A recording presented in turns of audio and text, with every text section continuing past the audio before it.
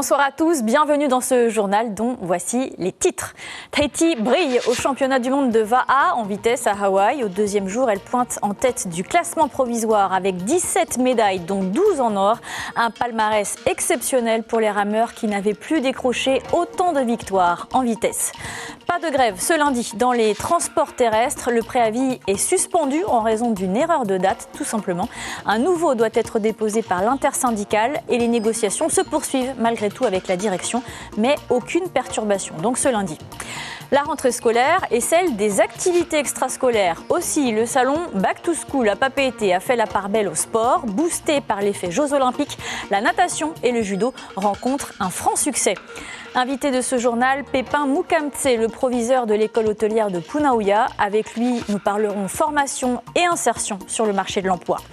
Et puis, il est permis de rêver, aujourd'hui plus qu'hier, pour les espoirs du surf polynésien. Le champion olympique Kaoli Vast leur a rendu visite en plein surf camp aujourd'hui. Au-delà de la technicité, la motivation aussi fait désormais la différence. On commence donc avec une belle moisson de médailles pour la Polynésie au championnat du monde de Va'a en vitesse à Hawaï. 17 au total. Tahiti se hisse en tête du classement provisoire. 6 ans que les rameurs n'avaient plus goûté à l'or en vitesse, avec à l'époque 9 médailles d'or en catégorie élite et 8 médailles d'or en para-Va'a. Résumé de cette deuxième journée de compétition à Hilo avec Yohan Buit sur des images de Wesley Clay et Heyari Tuyani. Deuxième journée dans la baie de Hilo avec 17 finales et Tahiti, grand favori après les belles prestations de la veille. La tension et la pression étaient présentes. L'ambiance sur la plage, extatique. Même si Tahiti avait affiché les meilleurs temps de qualification, il fallait tout de même concrétiser. Et pour ces championnats du monde à Hilo, ce sont les seniors dames qui ouvrent le bal sur 1500 mètres en remportant l'or face aux tenants du titre, les Néo-Zélandaises. Ça fait vraiment du bien de faire notre première finale, de terminer notre première finale à la première place. Ça nous donne encore plus de confiance pour les autres courses. On a ajusté les derniers détails qu'on a eu en demi-finale et voilà le résultat. La première fois que je participe en élite et surtout en femme, c'est une fierté de voir Hinatea, de l'Amérique des grandes championnes comme Mitzi.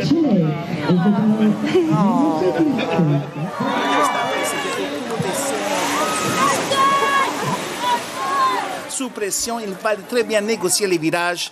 Tahiti, pour la deuxième fois de la journée, se hisse sur la plus haute marche du podium.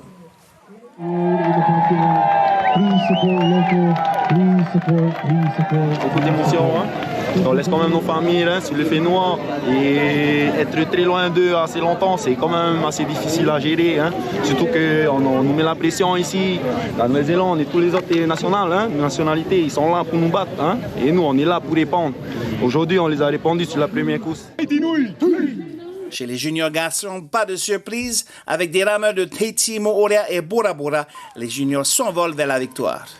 Ça a été dur pour nous au départ. Hein. Malgré on a pris un mauvais départ, on a essayé de se rattraper dans la lancée. Hein. Après, on est revenu pour aller chez la médaille d'or. Hein. Contrat rempli également chez les juniors filles qui ont suivi les chemins tracés par les garçons en remportant leur deuxième titre. Ouais, il faut aller chier. On n'est pas venu ici pour rien, on est venu pour se battre et pour amener la médaille d'or à la maison. La sélection de Tahiti en para-Va'a a également rempli leur contrat avec une moisson de médailles d'or et d'argent. Grâce au para-Va'a et un presque sans faute de la sélection, Tahiti se hisse à la première place du tableau des médailles. Et dans le détail au classement provisoire, Tahiti est donc en tête avec 17 médailles pour le moment, dont 12 en or, 3 en argent et 2 en bronze, devant la Nouvelle-Zélande et Hawaï, 3e. Retour à Tahiti où la grève est évitée dans les transports terrestres, au moins provisoirement. Le préavis est reporté en raison d'une erreur de date. En attendant le dépôt d'un nouveau préavis, les négociations se poursuivent malgré tout sur la mise en place d'une convention collective, notamment. Le point avec Kaline Liénard et Jérôme Lee. Normalement, tu as signé le préavis, il n'y a que toi que je dois recevoir avec Yohan, normalement. Les négociations débutent sur le parking pour savoir qui va discuter avec la direction de la société Tere Tahiti. Après s'être mis d'accord, seuls 3 représentants syndicaux se retrouvent avec la direction à l'étage. Moins d'1 heure après, tout le monde sort et c'est la surprise. Le préavis de grève n'est pas conforme. Il y a eu un petit souci au niveau de la date, mais il y aura toujours... on va redéposer un autre préavis de grève d'ici là. Et les patrons ils sont toujours d'accord pour pouvoir négocier encore s'il y a un deuxième préavis de grève. Il y a un non-respect des 5 jours francs déjà, parce que la grève devait commencer demain dimanche, alors que ça a été déposé, le préavis a été déposé mardi. Le préavis tel qu'elle déposé ne respecte pas les règles réglementaires. Du coup, toute grève qui en découlerait serait illégale. On a un peu abordé certains points, et même en général, par rapport aussi à la température sociale, par rapport à ce préavis de grève, et aussi par rapport aux soi-disant séquestrations, intimidations, harcèlements qui seraient de notre part, qu'on nie totalement. À Papara, même scénario pour les mêmes revendications principales, à savoir la mise en place d'une convention collective dont dépend la revalorisation des salaires et les avantages sociaux des employés. On regrette que cette histoire s'est passée, une fausse de procédure. Mais bon, c'est la première fois que moi je dépose, je suis co-signateur de cette grève. Je demande donc à mes collègues, on s'excuse encore, mais lundi on dépose, on lâche rien. Le transport scolaire et régulier risque des perturbations. Les 4 préavis de grève seront tous redéposés ce lundi 19 août pour une grève effective le dimanche 25 août à minuit, si aucun accord n'est trouvé avant.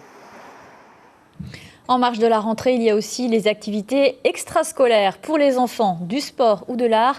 Mais les Jeux Olympiques ont eu un effet catalyseur pour certaines disciplines. Le judo ou encore la natation trouvent de nouveaux adeptes. Au salon Back to School de Papeete aujourd'hui, il y avait presque des rêves de médailles dans les yeux des plus jeunes. Ayata Tarahu, Eyari Tayata et Patrick Tsintsing. Devenir un Teddy Riner ou un Léon Marchand, c'est l'aspiration de nombreux jeunes Polynésiens désormais. Pour d'autres, les JO ont ravivé une flamme sportive éteinte depuis quelques années. Je voulais faire des compétitions. En fait, c'est quand j'ai vu les JO, du coup, ça m'a tout de suite redonné envie d'en faire et voilà. Teddy Riner et tout, c'est ça ? Ouais, surtout. Teddy Riner, c'est sûr, et toute l'équipe aussi.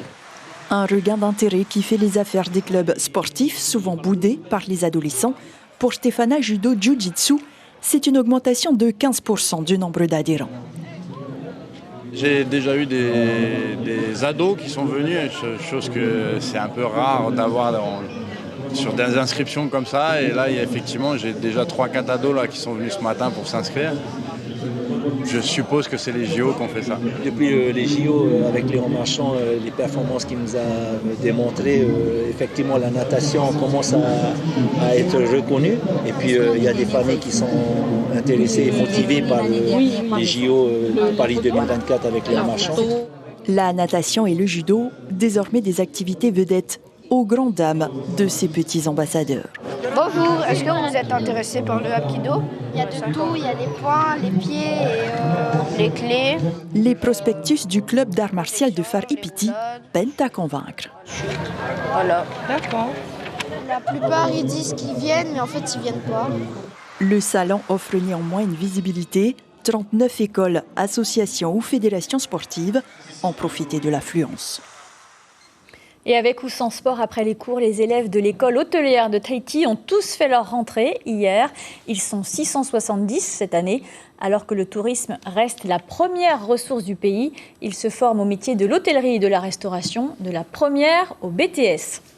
Et pour en parler, Pépin Moukamsé est notre invité ce soir. Bonsoir, vous êtes le proviseur donc, de cette école hôtelière. La page des Jeux Olympiques vient de se tourner. Une trentaine d'élèves a travaillé sur la Ranui. Quelle expérience en ont-ils tiré ?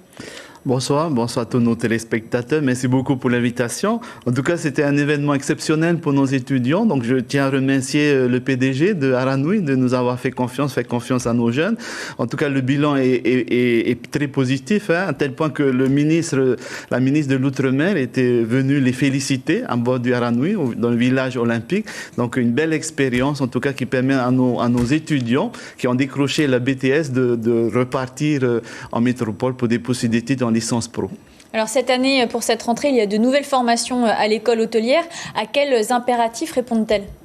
En tout cas, on travaille. Nous avons la chance en Polynésie d'avoir le premier campus des métiers et des qualifications d'hôtellerie et tourisme. Et donc, voilà, on discute régulièrement avec les professionnels pour recenser les besoins au niveau du terrain et donc d'ouvrir des formations en fonction de leurs besoins, mais aussi des besoins des jeunes qui veulent soit s'insérer dans certains métiers ou alors monter la petite entreprise. Donc, voilà, on a mis en place des projets de partenariat innovants avec le CIFI, avec le projet de l'apprentissage qui permet à nos jeunes de passer la moitié de leur temps au lycée et l'autre moitié en entreprise et favoriser ainsi l'insertion professionnelle ou alors coacher nos élèves pour qu'ils puissent monter leur micro-entreprise. On le sait, le pays mise surtout sur le tourisme de luxe. Est-ce que ces formations répondent aux exigences de ce secteur ou est-ce qu'après, il faut que ces élèves envisagent de poursuivre leurs études en dehors de la Polynésie? En tout cas, depuis 5 ans, nous avons négocié avec l'Union européenne dans le cadre des projets Erasmus, donc d'avoir beaucoup plus de mobilité. Donc on a multiplié par 5 le nombre de bourses que nous obtenons. Et donc actuellement, nous avons une trentaine de nos jeunes actuellement qui sont en stage un peu partout dans le monde, en particulier dans des pays de l'Union européenne, mais pas que, puisque nous avons eu l'autorisation de l'Union européenne d'envoyer nos élèves dans des pays tiers comme le Canada, donc le Japon. Nous avons actuellement 2 jeunes filles qui sont au Canada, et après en Nouvelle-Zélande ou en Australie. Donc nous reste la problématique des États-Unis puisque nous n'avons pas de consul ici, de consulat pour attribuer les visas. Donc voilà, le pays nous accompagne pour qu'on puisse ouvrir cette opportunité à nos jeunes. Donc l'objectif, c'est d'élever le niveau de qualification, en tout cas de maîtrise en langue étrangère, que ce soit en anglais, en espagnol, mais également en italien. Et là, on est en train de travailler avec le consul de Chine pour pouvoir ouvrir l'opportunité à nos jeunes de faire leur stage dans des établissements hôteliers de Chine. En même temps, les métiers de l'hôtellerie et de la restauration sont des métiers exigeants et difficiles. Est-ce qu'ils attirent encore ? En tout cas, c'est depuis quelques années, grâce à des émissions comme Top Chef, etc. Donc voilà, donc des jeunes sont attirés par ces métiers. Mais après, la difficulté, c'est quand ils sont sur le terrain, ils découvrent que c'est pas un métier si facile que cela. Et donc nous avons la chance, donc avec le soutien de Monsieur le Président et en partenariat avec le campus des métiers, d'avoir un grand chef étoilé que nous allons accueillir au lycée, à l'école hôtelière de Tahiti dans quelques mois, qui va venir faire des masterclass et en tout cas voilà, donner encore envie à nos jeunes de continuer, de s'accrocher dans ces métiers qui sont en tout cas porteurs d'embauche. Voilà. Et en sortant de l'école, quel est le taux d'insertion sur le marché de l'emploi ? En tout cas, il y a 5 ans, le taux d'insertion était de 65%. Et donc, avec les années et en partenariat avec les professionnels, on essaie d'augmenter. Ce qui est sûr, c'est que nos jeunes qui sont en apprentissage ont un taux d'insertion de 95%.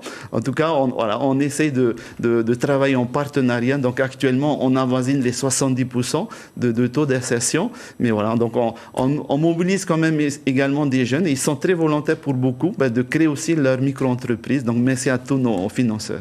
Merci Pépin Oukamsé d'avoir été avec nous ce soir. Je rappelle que vous êtes le proviseur de l'école hôtelière de Tahiti. Merci. C'est une page qui se tourne et une autre qui s'écrit. L'organisation des Jeux Olympiques a officiellement cédé ce matin la majorité de son matériel à la Fédération tahitienne de surf. D'autres associations ont pu également en bénéficier, mais la plus grande part de ces 2 conteneurs d'équipements sportifs revient donc à la Fédération pour aider à l'organisation d'autres compétitions. On écoute les précisions de Barbara Martin-Snio. Elle répond aux questions de Mélissa Chong et Mirko Vanfo. La FTS a dit, voilà, moi j'ai besoin de matériel pour organiser de nouveaux événements et j'ai besoin de renouveler mon matériel existant qui pour certains est vétuste. Donc ils ont présenté un dossier au même titre que 6 autres candidats.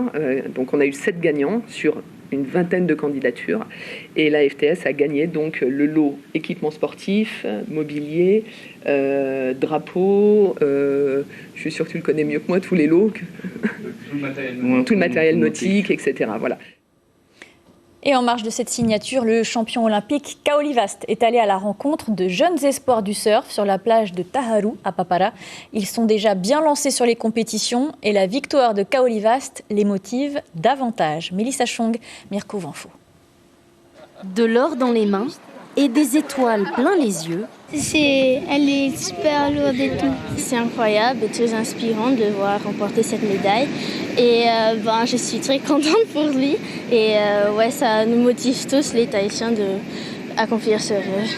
Décrocher une médaille d'or aux Jeux Olympiques, c'est tout un symbole de réussite pour ces graines de champion du Fénois. Kaolis, c'est un grand champion. Il a eu une médaille olympique. Oui, j'aimerais bien être sur le CT, avoir plusieurs médailles, plusieurs trophées, être sur le tour. Si vous avez un but et un goal, un objectif, visualisez-le, croyez en vous et voilà, et tout sera possible. Donc voilà, peut-être qu'un jour, ce sera vous aux États-Unis. Le champion olympique encourage la jeune génération à croire en ses rêves et à se dépasser en compétition. J'aurais bien aimé aller à l'eau avec eux aussi, tu vois, et ça me fait plaisir, ça me motive encore plus de pouvoir faire des belles choses et, voilà, et de leur prouver que tout est possible et que voilà, moi je serais fier de les voir gagner aussi, qui représentent Tahiti et la France. Sur ces mots, les enfants s'élancent dans les vagues. Pendant tout le week-end, l'objectif de ces 21 férus de surf est d'approfondir leur technique dans ce sport de glisse et surtout de créer des liens. Ils vont apprendre à vivre ensemble et voilà, c'est vraiment cette cohésion de groupe. Et au niveau de la technique du travail à l'eau, lorsqu'on fait des séries, on veut leur apprendre que dans l'eau, il n'y a pas de copains, on est des concurrents. Et en dehors de l'eau, on est des copains, on est des amis, peu importe ce qui se passe dans l'eau. Vert en action là. Une bonne première manœuvre, le vert. Du haut de la tour des juges, les enfants voient déjà leur avenir sportif se dessiner à l'horizon.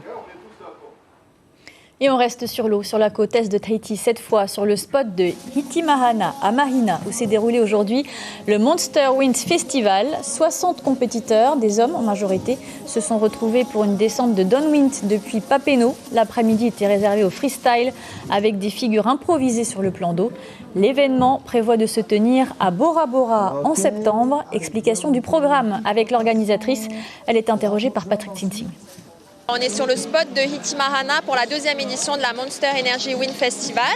Alors du coup, c'est une journée qui regroupe plusieurs disciplines liées au vent, comme ce matin, il y a eu un downwind subfoil. On a enchaîné sur 3 courses de 2 tours autour du Motu, donc wingfoil, kitefoil, kite twin tip. Là, on est en plein barbecue et après, on enchaîne sur 2 épreuves freestyle, wingfoil et kite. La finalité d'aujourd'hui, c'est de regrouper toutes ces personnes qui pratiquent ces disciplines autour du vent, autour d'un moment convivial, tous ensemble à Hitimahana et Mahina. Voilà. Un peu de musique à présent avec le festival Art et Musique des jeunes de l'église de Jésus-Christ des Saints des Derniers Jours cet après-midi au parc Veirei de Punauia. Les 10-30 ans ont pu s'exprimer à travers une exposition, un concert et un défilé de mode organisé pour la première fois dans le Pacifique. L'objectif est de rassembler la jeunesse autour de la musique et de la foi, comme l'explique le secrétaire de l'église, Amir Kovanfo. C'est la première fois que nous faisons ce festival ici. Comme chaque année, à son habitude, depuis l'année 2020, l'Église, le siège, sort un album et la plupart du temps est toujours en anglais. Et cette fois-ci, cette année, nous avons voulu nous l'approprier et nous avons demandé qu'on puisse le faire traduire en tahitien et de le faire sous forme d'un festival. Et c'est ce que nous allons vivre aujourd'hui. C'est un petit coup de pouce pour l'agriculture et il est gratuit. Les algues ramassées sur le littoral enrichissent les sols, à condition qu'elles soient dessalées avant, évidemment. À 71 ans, Taimandra, agricultrice, n'hésite pas à aller les ramasser elle-même sur les plages avant de les étaler sur ses 4 hectares de terrain. Rencontre signée Théophane Telitua, Nanihi Broseus et Mirko Vanfo. On en avait ce que j'avais besoin. Des algues et un peu d'eau. Elles passent inaperçues pour beaucoup, pourtant, elles valent de l'or pour Taimandra. Ce sont les algues qui jonchent les bords de plage à Tuahutu qu'elle utilise comme compost pour ses plantes. Ça apporte de l'engrais. Voilà. Je sais pas, il y a du fer, du magnésium. C'est dans ce petit havre de paix que Taimandra déverse les algues qu'elle a amassées. Disposées à des points stratégiques, les plantes marines sont dispersées autour des arbres fruitiers du jardin. C'est ce que l'on appelle le compostage de surface. Maintenant que j'ai ramassé les algues, je les mets autour des arbres. Et puis, ça va leur faire du bien. Comment ça est venu à l'idée de mettre des algues? On sait que c'est riche en plusieurs matières qui sont bons aussi pour le noix à peau, quoi. Et comme il y en a eu plein là, j'en profite. Pour faciliter la bonne croissance de ses fruits, Taimondra utilise aussi les déchets et les feuilles du jardin pour faire son compost, qu'elle mélange ensuite aux algues. Pour cela, elle a loué un broyeur à la Chambre d'agriculture de Taravon. Après la floraison, après les fruits et tout, obligé d'élaguer les arbres. Et donc, je les utilise pour faire du compost. Si je veux planter quelque chose, je fais un trou, je mets compost dedans, et puis après, je mets ma plante dedans. Taimondra l'a bien compris. Utiliser des algues pour ses plantes, c'est écologique et cela permet aussi de laisser les plages propres. Hiro François Divieux, coach et fondateur du club de rugby de Fa'a'a, a été inhumé aujourd'hui au cimetière de Saint-Hilaire. Pilier du rugby polynésien, il a conduit la sélection au plus haut niveau de la zone Pacifique. Il avait mené Tahiti à la qualification de la Coupe du Monde de 1998. Il est décédé jeudi à l'âge de 71 ans. Avant de refermer cette édition, nous vous en rappelons l'information principale. Le préavis de grève est suspendu dans les transports terrestres. Les bus rouleront normalement lundi en raison d'une erreur de date dans le dépôt du préavis. En attendant qu'un nouveau ne soit déposé dès ce lundi, les négociations se poursuivent entre syndicats et direction, mais pas de perturbation donc pour ce lundi. À suivre, la série Legacy, puis la telenovela Les Arômes du Cœur. L'information locale continue dès demain matin, 6h30 en radio, avec David Chang et Tita Wadoum. On se quitte avec ces images des championnats du monde de Va'a à Hawaï, où Tahiti brille en tête du classement provisoire. Très belle soirée sur la première et à demain.